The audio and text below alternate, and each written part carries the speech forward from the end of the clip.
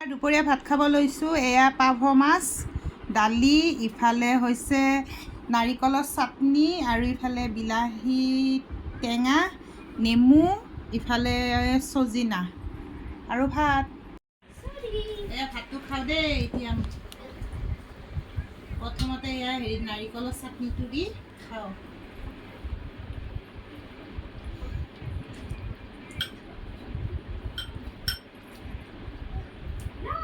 বহুত টেষ্ট হৈছে নাৰিকলৰ চাটনিটো, আপোনালোকেও বনাই খাবচোন, বিৰাট টেষ্ট হৈছে।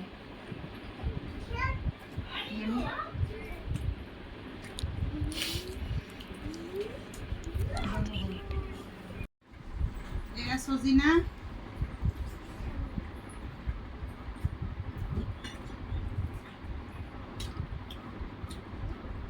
আৰু ইফালে পাভ মাছ।